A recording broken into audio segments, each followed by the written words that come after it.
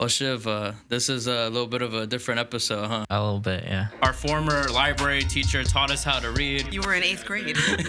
Do we call you Miss Alison? We call you Miss, do we say Miss? Do we drop the Miss? I mean, I do have, actually a matter of business I wanted to bring you on for. I do want to apologize for. This is a little bit it's a late library book.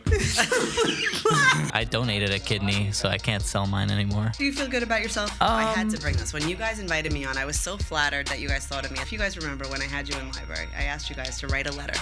No way. No way. To a teacher. And Chiv over here wrote me a letter. What?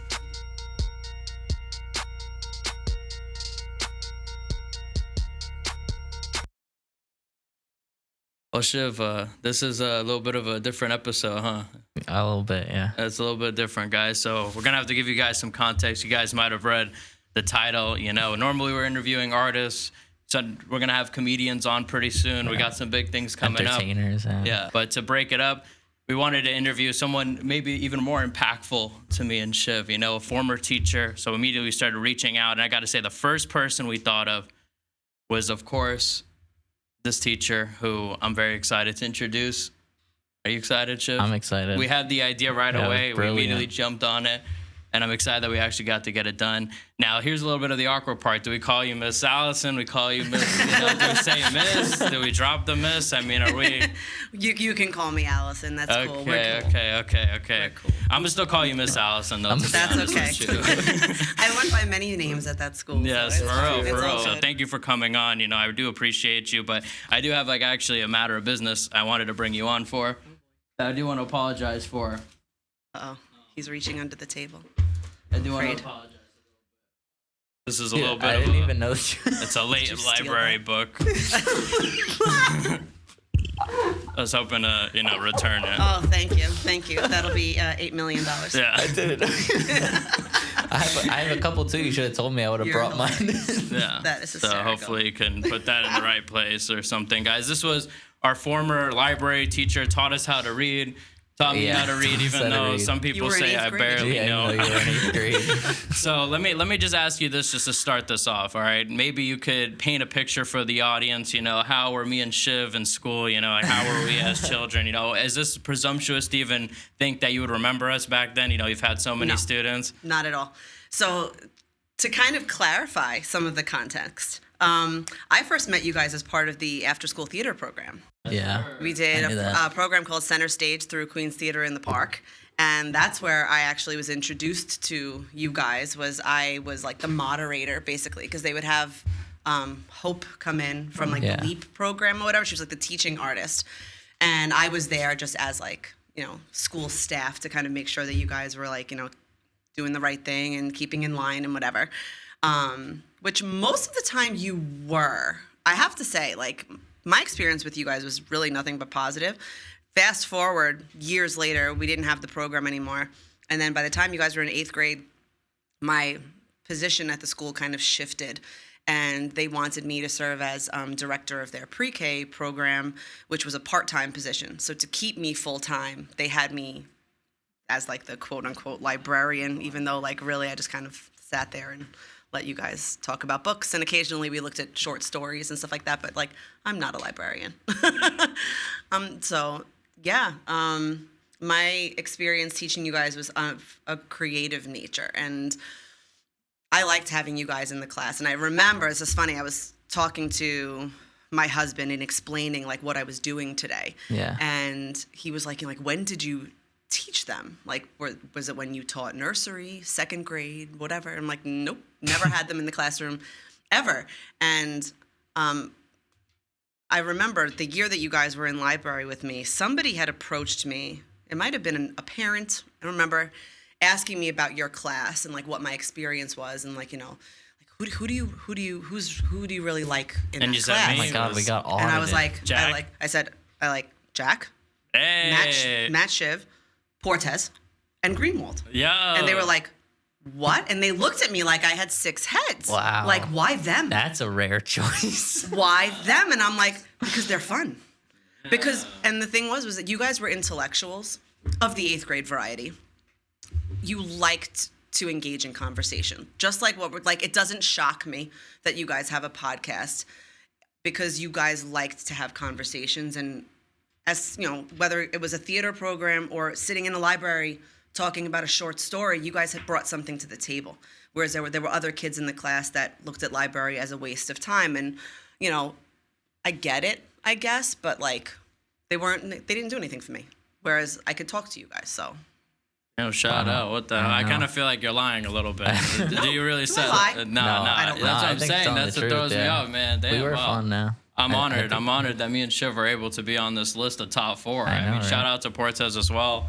I just saw obviously. him. I gotta see him next week. And we're about to see Danny later today, so Hooray. shout out to him as well. Danny had some of the best comedic timing I have seen in a child. I know what happened, man. Natural comedic timing. Is he not funny anymore? No, That's he's sad. he's still funny, but I think that in terms of him being funny, timing is actually one of his weaker points now, right? Would you say? Like, I think he's still funny. Nah, he's still funny. But I think that his timing, I think his timing. He It's actually ironic just- that that's what you highlight, because I think like his jokes are better than his timing. He actually just wrote a movie that him and Chiv just worked on. That's in the we works just right made a now. movie cool. last year.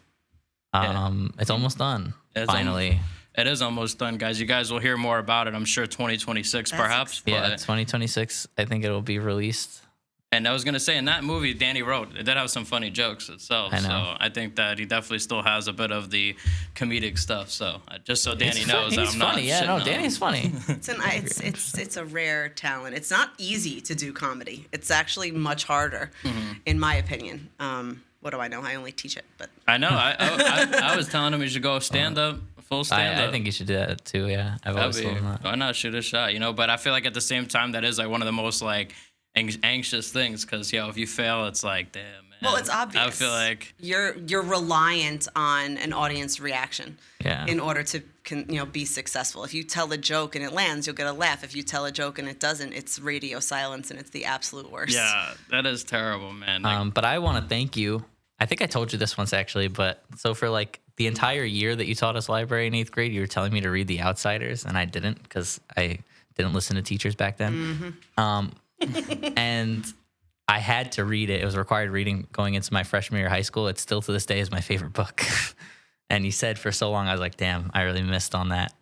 Related, I told you so. I know. That's nice. That's satisfying. I want to tell you. I'm glad you liked it. Have you seen the musical? I haven't. Me neither. I actually- I have wanted to sell a kidney to get a go ticket. see it. Well, I donated a kidney, so I can't sell mine anymore. you actually know he donated a kidney. I donated my kidney. But before we get 2 into months that, I ago. actually Really? I really donated. That's amazing. Before we get into that, because that is a whole story of its own, I want to say I'm actually seeing the Outsiders musical. Are you really? In a couple of weeks, yeah, for real. And you Lucky. didn't Yeah. just swing me an invite and no Nah, text? look, I bought it from my mom. Shout out my Oh. mom. So we're going dolo on this mission. That's nice. But maybe I'll ask her if you can come. Well, Though. no, Maybe if three it's of good, us. let me know and I'll go. Yeah, why not? See it. Yeah. So, but yeah, you could talk about your kidney stuff, because a couple weeks ago, this guy had to take a couple weeks off the podcast. Only a couple weeks, which is pretty impressive to Wow. donate a kidney. We saw him in the Week and a half. hospital. You want to talk about? Give her a little what's going on. Yeah, I donated a kidney. My uncle needed a kidney, and so I donated mine to. They have like a program called Swap, and basically, so I give my kidney to somebody, and that creates a voucher that someone else can then redeem to get a kidney. So my kidney's in Pennsylvania somewhere. I'm told the person is okay and they're doing well. Wow. And that's so special. I can never donate an organ ever again, or sell it. Not even like your brain to science. Well, when I die, I could okay. donate them. Yeah, but I can't like. No, you can't be like. Yeah, like you could donate part of your liver. Apparently, previous live donors they don't do that anymore. Okay. So That's fascinating. that was my one and only donation. It was the recovery was pretty easy though. Jack's right. It was really only a couple of weeks. Being in the hospital was horrible. Jack tried to kill me. I said to him when they all came in, I was like, they didn't put stitches. It's like glue.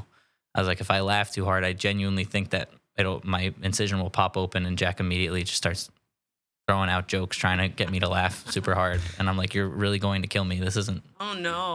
I'm not being See, dramatic. let's go back to timing. Yeah. That's the key thing. Look, wouldn't you rather that stuff happen at the hospital than happen anywhere else? Yeah, I guess you couldn't have been in a Well, I would better rather it place. not happen at all. No, I mean, look, That would come be on. my preference. You donate a kidney, there's going to be a little bumps and things to go. How do you feel like 2 months removed? Does it feel any different, or does it feel like... Yeah, it's like a part of me is missing.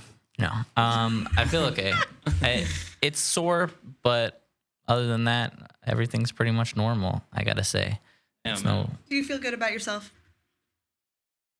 Not necessarily. I mean, like, I feel pretty indifferent about it. I felt indifferent about it for most of the time. And then when I was there, I just felt pain. I honestly, the more removed I get, I was telling Jack this, the more removed I get, the more I kind of, everything that happened in the hospital becomes blurry because I just wanted to sleep constantly. I was just uncomfortable. And you fell asleep with us, but you was also walking like miles with us too. The next day, man, I was like, that day was my best day. And then the next day I was dead. And then they had to keep me an extra day because I couldn't get up again. Wow. Yeah. Nah, man, that's scary stuff, man. Surgery, scary in general. Yeah, and they lied to me. Yeah. They lied to me. They said they brought me into the operating room. I shouldn't say they lied to me. Maybe I just don't remember. But they brought me into the operating room and they're like, we're going to give you something to relax you. This isn't the anesthesia yet. And then I woke up in a lot of pain in recovery. And I was like, well, that was a lie. That totally was the anesthesia. Yeah. I didn't get a countdown or anything. They're just like, yeah, we're just going to give you something to relax you. And then I was out. Then you were gone, out cold. Do you want to talk about that screaming story? Remember I was. This was the day. No, this was the day that they came to visit. I think actually it was the first day. So they make you get up right away because it was laparoscopic surgery. So they put a bunch of gas in your stomach, so you have to walk around to like get it out. So I had surgery. The next day they made me get up and walk. And so I got up and I sat down in the chair and I was in so much pain that for the one and only time, they gave me, what is it called? Whatever that painkiller is. Morphine? No. The opioids. Did you actually? Oh, it was opioids, yeah. That was the one and only time. It was concerning. He was in the hospital demanding hard shit. Like, he was like, I don't want to. No, I took Tylenol pretty much the entire time. But this one time, I was just in a lot of pain. I was screaming. And so my girlfriend was sitting next to me, and they said that they gave me the opioids, and then I was screaming, and then just mid-scream, fell asleep. It worked. Dude, I'm always scared hearing whenever someone I know is on opioids. I'm thinking like, dude, are they like one step away from being an addict or something like that? I don't feel that because I fell asleep. So like to me, it just put me to sleep, which I mean, I felt better, I guess, but I was sleeping. So like, I don't know, maybe if I had stayed awake, I would have liked it and I would have been hooked. Relaxed your body enough that you could sleep. Yeah. Well, that was my goal. My goal, honestly, so they could only give you, I had the Tylenol, the IV, and they could only give it to you so much, so many times a day. So basically my routine was just get Tylenol, sleep, wake up, be in pain, and then just have to wait out until they're allowed to give it to me again. Wow. I mean, shout out to Chiv, like I said at the time. I mean, we were missing him over here. We were waving the flag for him to come back, and he came back. Yeah, we had Donnie fill in for me. Yeah, Donnie was there. Yeah, what do you think Donnie wasn't in your top four? Yeah, he was good too. It's okay. He's all right. He didn't. It's okay. Yeah, he was boring. He was quieter. Yeah, you did say, look, we were good kids, but look, I do remember this guy maybe giving you a few problems here and there. There was the one time when we did after school theater that we made you run for the bus. After the bus and you were pregnant. I don't think that was you specifically, though. It was Fortes left something on the bus. His costume. That's wise. Yes, and I was pregnant at the time. It was 2013. I was like super pregnant. I was like 7 months pregnant. And because I had my first son, Dylan, in August of that year. And yeah, we got off the bus, and luckily the bus hadn't gone that far. But I had to run after the bus to get his costume because he was too busy yapping. No, he was. And didn't think about it. And everybody's standing there, and he has nothing in his hands. And I'm like, "Where's your costume?" Oh, I'm like, "Oh." Yeah. I could just so imagine him doing that. He would also be great to have on at some point. But let me ask you this: you worked before in a Catholic school, right? Do you work in a Catholic school still? No, I do not. Damn. So what do you like? What do you feel like is like a big difference? Like, is one better than the other? What do you think? Well, yes, I like where I work now. I'm happy. I work in the public schools now. I teach theater, which I'm loving. So, besides the obvious pay benefits and health benefits and working for the city, working for the city just is a little bit more to sound redundant, beneficial and more conducive, I guess, when you have a family. Yeah. I worked at the Catholic school for 13 years, and it had its pluses and minuses. A lot more pluses in the beginning. I think when I was younger, single, just starting out, it was a lot more forgiving, I guess. Like it allowed me room to grow. But as I got older, and I think my needs for where I was working just changed, and after a while I wasn't feeling that my needs were being met. I didn't feel respected, and I worked hard there. And I kind of felt like I couldn't stay there anymore. There was things that were happening, and I felt it was time for me to go. Yeah, and like I feel like a lot of teachers talk about like I guess disrespect in a way, like that they're like kind of overlooked because it's a tough profession. Like you're working overtime. You know, my mom's a teacher. Shout out as well. Look, you're working overtime. You're doing worksheets afterwards. It's definitely not just like 9 to well, not really 9 to 5, but whatever it would be. 8 to 7 to 3. It's 7 like to 3. yeah, you're working at nighttime, whatever. So I guess like what kind of like disrespect do you think like teachers kind of face, especially like in your experience? So a lot of teachers face disrespect. I think their number one would be from administrators and from parents. That's what teachers, I think, would mostly complain about is not the kids. Shockingly enough, it's not the kids. Well, They're kids doing are it kids for the at a kids. certain point. Yeah. Yeah, it's the way they have to teach. So like the expectations that are put on teachers from the curriculums that are chosen by the school or the school district or the superintendent, whoever. So it's that, like, I feel like teachers feel disrespected because their input isn't always considered. And that's, I think, in any school, no matter whether it's being run by the city or being run by the diocese or whatever. I think there's teachers in general want to have a seat at the table when it comes to decision making. You get a little bit more of that opportunity in a Catholic school, in my experience. But for me personally, my last 6-7 years there were spent in an administrative position. I wasn't in the classroom anymore. And I think that I had a very hard time personally making that transition. I still wanted to feel like I was making an impact with the students, but I wasn't in the classroom. So my way of doing that was different. And then with my colleagues, making that transition to working alongside them to then being like having to make decisions that would impact them. I don't think I ever truly got a handle on that. I wasn't trained to be an administrator. I didn't go to school I don't have an administration license. I didn't go to school for that. I went to school to be a teacher. I didn't know how to be an administrator. So I was really kind of winging it. And I was put in the position because of the teaching certifications that I had that were required for the position. But I don't really feel that I think it was hand in hand. Like, I don't think that I commanded the respect that was deserved for my being in that position.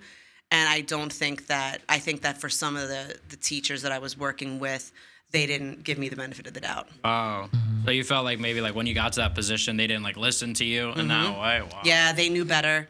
And it wasn't all of them.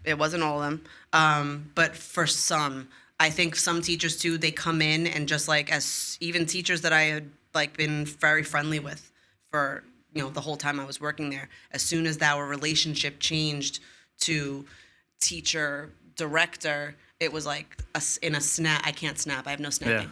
Yeah. In a snap, that dynamic just changed, and I wasn't expecting it. So it was really like, it was hurtful, and I took it very personally. I took a lot of the shifts personally. So whether it was intentional or not, it just wasn't for me. And then it took me many years to get to a point where I was like, it's enough. And unfortunately, my son kind of was in the mix because my last year there, my son was in one of those classrooms. And I felt that I was kind of like, it just a lot of things went on without having to get into too many details. Yeah, of course. You never know who's listening. Yeah. No, of course. That it's just, that it wasn't the way that I would have wanted to leave that place. But like having seen so many teachers over the years leave, whether from retirement or they got a job in a public school or whatever, and in my years in that program, so much effort was spent celebrating other people's efforts and contributions and stuff like that. And after 13 years being at the school, I really felt on my way out that it was just kind of like, like peace. And I was like, okay, which was even more hurtful. Yeah, like gone today, here today, gone that tomorrow. I was easily replaced, and and it's fine. And the person who took my position is perfectly capable. So that's all very well and good, but just for me personally, I kind of felt like I deserved a little bit more of a thank you. Wow, yeah, I see. So like once you took this role, you're like, all right, like I'm in this weird position, making like kind of awkward decisions. People are treating me differently. Yeah. And it's like, all right, I'm just gonna leave. Was that kind of like it, or you were like, oh, I'm gonna leave? So I left at the end of the summer. So school hadn't started yet. So I left. It didn't need to be a big send off. It wasn't like I was leaving in the middle of the school year and like everybody that was gonna be impacted by me was present for it.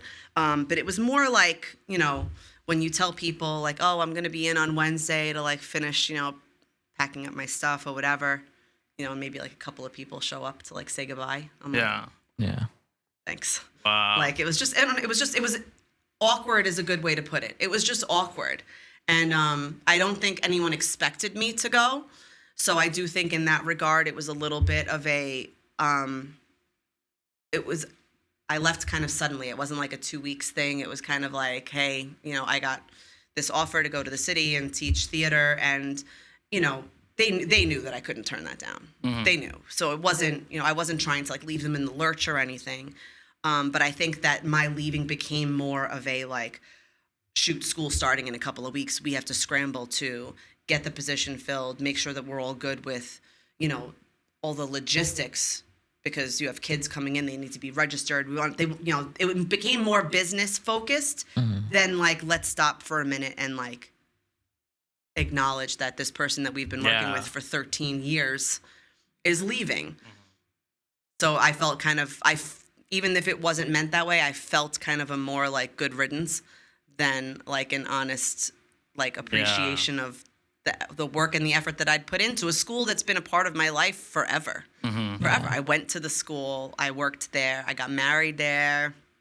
I went through a lot there. For real. Look, you've been there. Like I get a test from when I was young myself to when I left. I mean, you were there. You're like a staple. Yeah. So Thanks. I'm surprised just as much as you to hear this. I mean, I would think like, but at the same time, I do like you said, it was like few weeks of school, I guess they're scrambling, but damn, you think a little cupcake, a little cake, you know what I'm saying? Come on. Yeah, I mean, like, like the teachers that like I'm still like friendly with, they acknowledged it. I did get acknowledged by some. I don't want to make it seem like a blanket, like, everyone just kind of like ignored me completely. But just in general, like I just kind of, it was anticlimactic. Let's put it that way. It was anticlimactic compared to how much I guess I built it up in my head. I think maybe a lot of it is on me because I did work there for so long that I think I really made that place so important, such a big part of my life that I think maybe it was just more of a big deal for me to be leaving than it was for others. Yeah. So, But I've seen at this school, I have seen people leave and retire, and I've seen the fanfare about it. So I think that it's not unfair for you to have built that up, even if it is. Like, I understand there's a sentimental aspect to it too. But I also think that you're right in some aspects. Like, I did see people leave, and I know kind of what you mean, and that's it is awkward for it to just be absent. It was awkward. Yeah. Only because like I didn't leave on bad terms. Yeah. Right. I left just because this other opportunity presented itself and I needed to take it. By that time, I had just moved to Long Island the year before. So I now had a house and, I have 3 kids now. So my financial responsibilities were different and everything like that. And just, it wasn't, I didn't leave because like, something bad happened there and I wanted to like stick it to the place. That wasn't it at all. It was really like the time had come. So not feeling like I was leaving on bad terms, but at the same time, not having any kind of like, let's at least get the band, like the group of people I was working with together on her last day to have a cupcake or something, or an $8 cheap bottle of wine to send me off with was kind of like, I felt like it was a little bit of a middle finger being thrown at me. And I was like, wow, okay. It might not have been meant that way, but that's how it felt. Yeah. After seeing what I have seen, having been there for so long, I was like, okay. Yeah, and like Chiv said, like I don't think it's crazy to expect that. Like I think he's right there. Like I don't know. I agree with you there. I don't think you're crazy for that. Let me ask you this about just schools in general, because we're just talking about this school. Do you feel like that art is kind of going down in a way, like that there isn't as much of these programs and stuff like that? Obviously, that you're passionate about. Like, how do you feel about that? I don't think that they're going down. I think that they're. I think that the arts are very much wanted. I think that the issue becomes funding, because I tried over the years to get a job in the public schools, and I have early childhood certification. I have grades 1 to 6 certification. And then I got my theater certification because I was like, oh, I have my bachelor's in drama. So I was like, oh, I can get this. I don't have to take any other classes to get that certification. I'll take the exam and do it. So that's the one that got my foot in the door.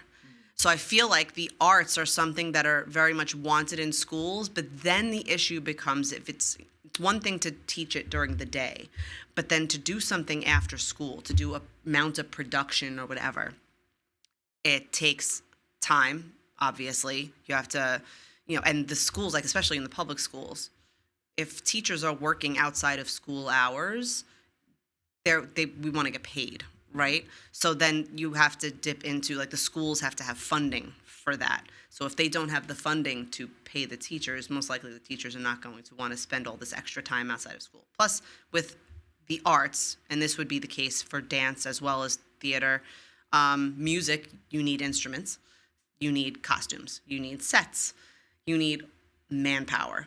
You need all of these people to volunteer their time. You need the materials. You need, if you're going to mount a production, chances are you need the rights to mount that production, which also costs a lot of money, depending on the show. It's funding that people just don't have. So you can try to do like a bare bones project like Black Box Theater, where you have suggestions of a set and you just use costumes that people are bringing from home. But it's a lot of effort, and it's a lot of people. You can't just have one person doing all of that. It takes a lot of effort. So I think that's why when it comes to the arts, very often it kind of falls to the wayside, because there just aren't enough people that are willing to do it or can do it, because they have lives outside of school, right? They have families. They have some teachers even have other jobs because they're not paid enough. Yeah. So it's very hard it takes a lot of time and a lot of effort. Yeah, so. I didn't think about how much it is, but yeah, like you said, like you got to do the sets, you got to do this. It's a lot of things logistically to come up with. But I wanted to also ask you, as a teacher, you have like a direct impact on the youth, moving in the forward. So I guess, like, if you were to give young people one piece of advice going forward, like what is like what is the biggest piece of advice they should learn? Let's see. Biggest piece of advice I could give to young people is to be curious. Be curious. Don't just take what you're being told as fact necessarily. Investigate. Be curious. Be willing to learn. Be willing to look at other people's other people's points of view. Other ways of doing things. Just because you're taught one way of doing something doesn't mean that's the only way it has to be done. If it doesn't make sense to you, you know what I mean? Like, I remember years ago, I was talking to Miss Porcelli, who you guys remember. Shout out. Okay, this is just an example. I love Miss Porcelli. My son was in her class, and he held his pencil very awkwardly. I remember and I'm like, that's not like the quote unquote like right way to hold a pencil. We were all taught to hold a pencil a certain way. And I remember talking to Miss Porcelli about it. It was second grade, and I was like, I don't know, like, what should I do about it? And she's like, can you read his handwriting? And I'm like, yeah. I'm like, his handwriting is fine.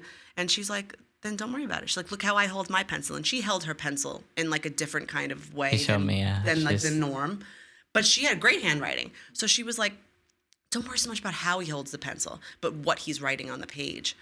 And I never forgot it, because I was like, that's so, of course. Mm-hmm. No one's testing him on how he's holding his pencil, but what he puts on the paper. So as long as as long as what you want to get across is getting across and you have this understanding of it, don't worry about, how you get there or whatever. It's the destination, not the journey. Yeah, I think that's powerful, but I do have a agree. follow-up. I don't know. I don't know that there's so many ways to hold a pencil. Can you guys explain, like, what other ways is there to hold? Like, no, what does Miss Purcelli hold a I know pencil? that she used to talk about that because there was someone in our class that when we got to like 4th and 5th grade, you like do the switch from pencils to pens, but like you have to have really nice handwriting. And she had very nice handwriting, but she held her pencil weird. Like And what? Like I remember. like this? Like shh. No, I don't. Okay, so I don't remember how this person does. I believe Miss Porcelli, the way that she holds it, if I'm remembering correctly, is like almost like a claw around it, and her pinky's like behind the pen. Her fingers are much more like spread out, Yeah. almost like a guitar. Think Yeah. about like your hand, your fingers Yeah, on like that's the a neck good of a way to guitar. put it. It's like that's how she holds her pencil. And my son holds it very similarly. Like his fingers are kind of like spread out more. There is the holding it with the fist, but that's much more like little kids or whatever. So you do kind of want to get the little kids out because they learn that by holding a crayon, right? Yeah. So you want to kind of graduate a little bit, but But yeah, I remember her talking about it because this person in our class was told, like, if I'm remembering correctly, she was told, like, your handwriting's great. I would love to give you a pen, but you hold it wrong. And we were like talking to Miss Purcelli. Miss Purcelli's like, look how I hold a pen. Like, doesn't make a difference. it does. Yeah, how you're doing it, it doesn't. The how isn't always what's important.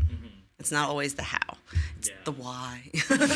Yeah, and there, all that. Yeah. Oh, Yeah. That's crazy. I mean, I feel like that could be like probably like an elite way of holding the pencil that we just don't know about, and we're just all average We could all writers be here. I wrong. don't know if there's an elite way. If there's like the master way of holding Yeah. a pencil, I want to know what it is. It definitely is this guitar thing. Like you're moving Yeah. the muscles, like But as you're speaking doing of it. handwriting, so I had to bring this. When you guys invited me on, I was so flattered that you guys thought of me, especially because, as we said earlier, like I wasn't actually your classroom teacher, like at Yeah. any point. So for you guys to be thinking of like teachers that made an impact and you thought of me at all, It was the first one. Truth be told, It was we were the sitting on first. Danny's I'm couch.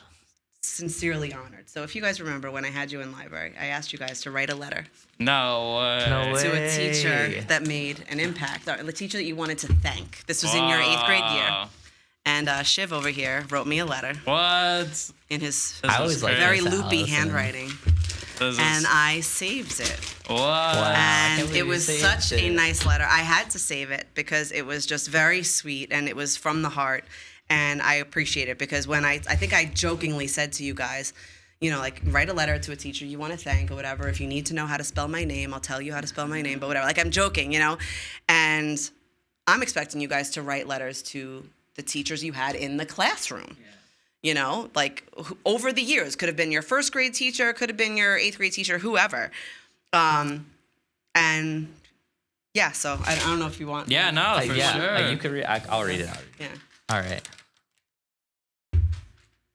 I don't write like this at all. My handwriting can change. changed a lot. All right. It says, "Dear Miss Condell." That was my name then. Name Yeah. One of my confusion. names. One of the names. You had to have seen this coming. Clearly not.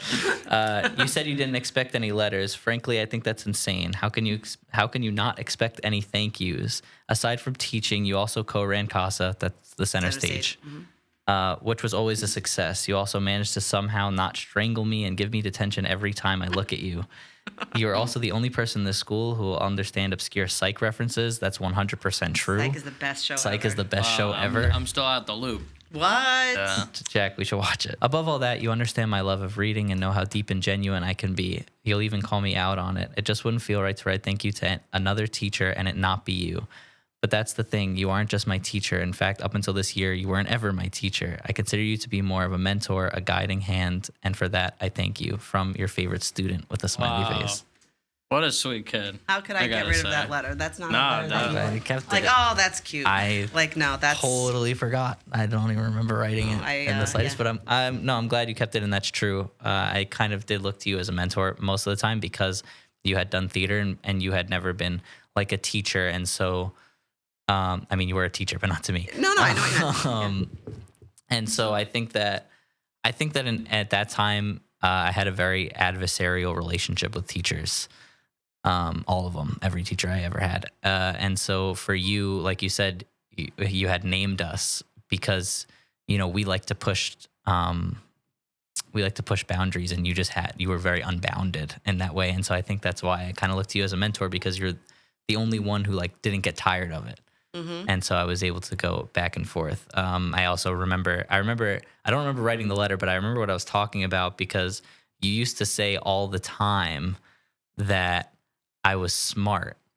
And I hated that because I always did poorly in school, and it followed me to high school too. Teachers used to call me out in high school. And I always like did poorly, and I had this like reputation of like being a terrible student. And then there would be like a teacher call you out in the middle of class and be like, he's actually just not trying. I'm just like, shh, I don't want these people to know. So I remember that. And that's why I had said like, you think I could be genuine, is because I felt like a lot of teachers bought into it. And it was funny to me that you were able to see through it. And I think that I was able to relate to you more than a lot of other people. And that's why I wrote the letter. Thank you. There. Shout out. Where's yours? Who did you write to? Mine got lost in the mail. I Did not trust get a your letter from house, you. but No, I think your group in general, I think I just kind of, from my observation, I felt like you guys you wanted to be challenged. You wanted to challenge your own way of thinking. It wasn't so much that you wanted a challenge with like, assignments necessarily. And I think that maybe that's another reason why maybe also like we were able to connect a little, because I wasn't a teacher giving you assignments.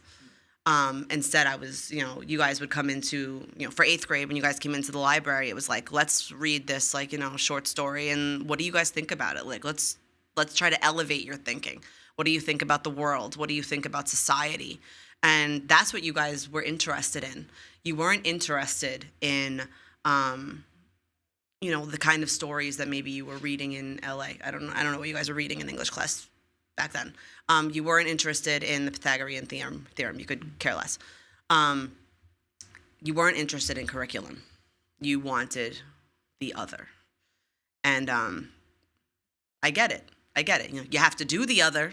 So I'm like, you're smart, so just do what you have to do. Don't not try. That's a waste. Just, pass your classes. You guys are all perfectly capable. But at the same time, consider the other. But that is like, I feel like the whole like education system as a whole like kind of does suffer from that in a way. Is like, it's kind of like, especially we're seeing AI, like the whole thing is changing education. I think maybe in 10 years, teaching might look completely different, because how could you teach these assignments when you could just take a picture? Any kid now could just literally just cheat on it. What are your thoughts on AI? Have you like encountered that at all? Like, you caught a guy red-handed, caught a kid red-handed? Not in my classes, because that's the thing, is what I love about teaching theater is that they're not coming into me with devices. You can't cheat. Yeah, they can't cheat. You can't cheat. You can't have to cheat. just do it. Like I've likened teaching theater, and maybe I'm getting really flowery with it, but like I'm literally teaching people how to walk in other people's shoes, how to consider different types of humanity. Like, let's delve into that. Let's, what's your experience as a human? What's your experience as a human? Let's play with it. Let's, consider different emotional reactions to things. Let's play with that. And I work with little kids. So again, it's on their level. I don't teach middle school. I don't teach high school. I taught middle school for a few months, and then I switched over. But it's fascinating to me. There's just so many different walks of life that for anyone to think that there's just one way of doing something and being successful at it is insane to me.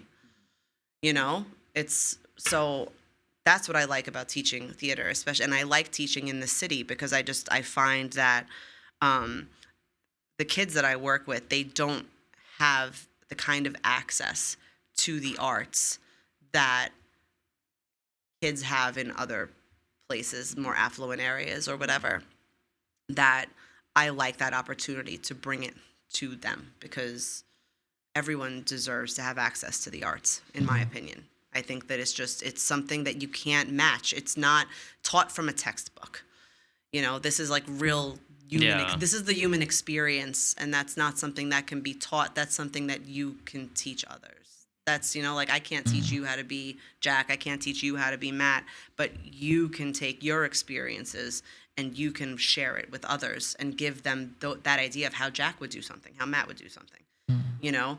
And I think that that's just, there's something really interesting about that. Yeah, like kind of like take it with you opposed to like, oh, this is the answer. You know what I'm saying? Like this is like hear about it and like know about the experience that you can take from it, but not 100%. Like yeah, and I agree with you. I think like that is like a good way of teaching because it's like, you know, that first of all, like I said, even logistically with as we just talked about with AI, it's not like you can give like as much tests and stuff. I think especially moving forward, but even then, it's like then you actually know the skill and it's way more impactful. I'm sure 9 times out of 10. Like, but I do want to ask you academically though. You know, me and Chiv were talking. We're like, you know, how much stuff do we really remember from middle school? You know, academically. So we wanted to play a little game. If you don't mind, you could be the sheriff in charge of us right now. You know, I printed out this thing. We don't know the answers, but here's just some you know middle school questions you could ask me and Chiv, see if we remember. No, look, the answers are there. Don't worry, but we don't know the answers.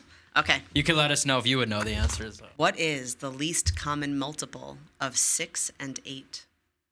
Oh, man. All right, 6, 12, 8, 16. 12, 8, 24. Wow. That's correct. That is correct. That's correct. 100%. Good for you. Thank you. Okay, this I had. Oh, but did I know this? In which layer of the Earth does magma originate? The crust, mantle, or core? Which layer of the Earth does magma originate? I'm gonna say the core. I don't think it's. To be honest with you, I'm gonna say the mantle. It is the mantle. Did you write who wrote the answer? Who did this? Well, okay, he asked. I asked ChatGPT, but I didn't look for. I said specifically, do not give me the answers. Yeah, so and Jack looked up the answers. No, I told Chat, give me the answer key. I didn't look at it. I swear to God, as you can see from my first two answers. I just think the core is too deep. That's why I didn't say. I know it's not the crust because I know it's from underneath. It literally is. I thought we've like never been to the core. Was my thinking. Have like we've never seen the core. Have we? I don't know. Do you know, or is this? No. Yeah, I guess you're more of a... What is the meaning of the prefix pre as used in words like preview or preheat? This I've been know. Before. I mean, prior. That's an easy one. Prior, yeah. That's an easy one. Okay. Prefix. It's in the name. All right, numbers are coming, so I'm going to right away. I would not know this. Okay. If a rectangle has a length of 9 units and a width of 4 units, what is its area? All right. Length of 9, width of 4. What's the area?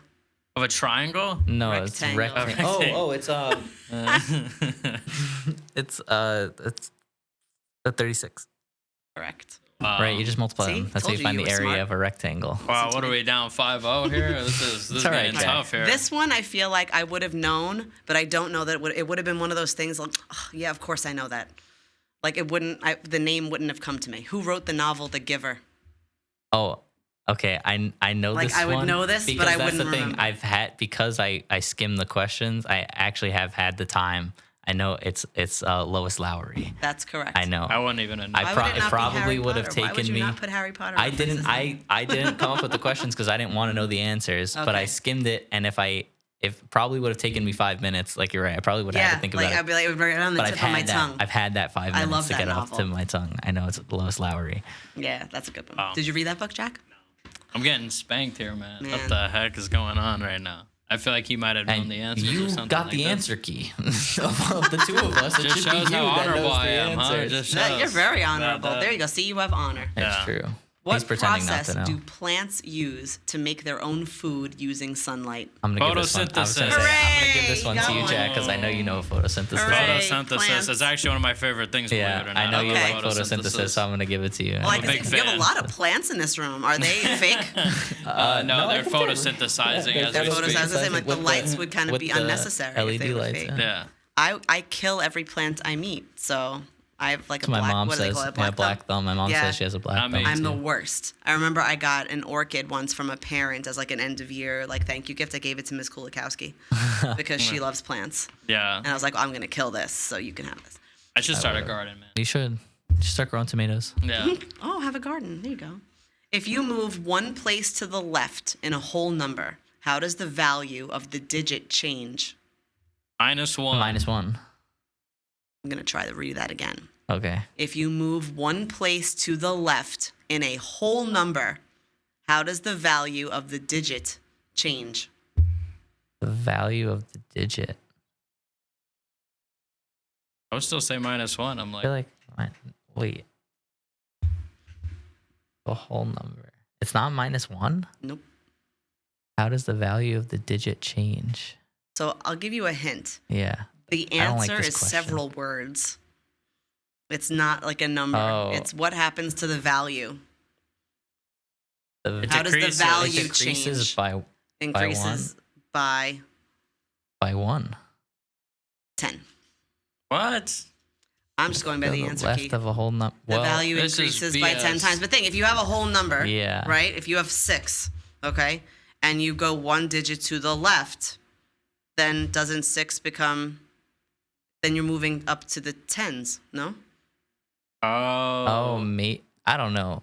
What the Ambiguous heck? question. I I don't say we teach strike math. it. I'm terrible Nice. at math. I say Always we have strike. been.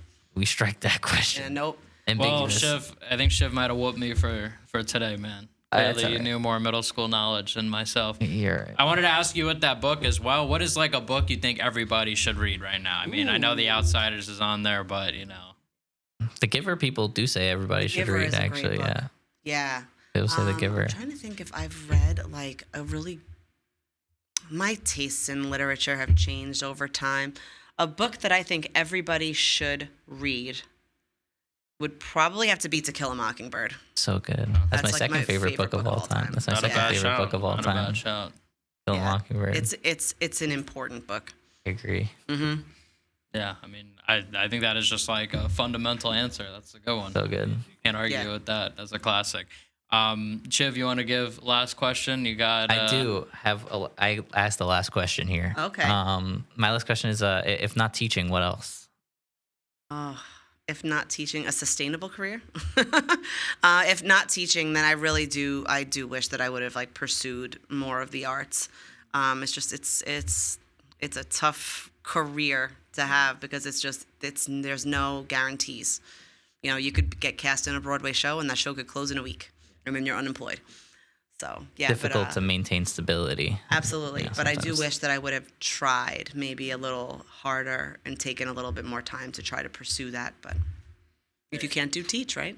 Yeah, I mean, teaching is. I mean, I that's think just teaching is even more important than Yeah. performing. real. Yeah, well, I'm glad I get to teach theater because I get to do what I love every day, and I get to share it with kids, and it's fun to kind of like think that maybe I'm like breeding the next generation Yeah. of Yeah. theater I was kids. just about to say, you And I never wouldn't know take who's that in your lightly. class. Yeah. Because Danny and my partner went to the same acting school, and they both talk about their teacher constantly and how impactful she is on them. Oh, that's awesome. Learning and how they want to pursue the arts, and how like they wouldn't even know where to begin without her. So I it's love that. very, very important. I feel like you could be the same exact way. So, like Oh, I thank said, you. I'm saying, don't take it lightly. You really are inspiring the next generation because I've heard firsthand from actors that they can't do it without you. yeah. Thank you. That's sweet. Thank you once again for coming on, and I will sell you the dues for dues. this $8 million. library book. Yes, thank you so much for So I having me. appreciate It's it. really been Oh, thank you a for pleasure. coming on. Yes, guys, I'm Jack. an This honor. is Shiv. We're out, guys. See you guys in the next one. See Peace you in the out. next one.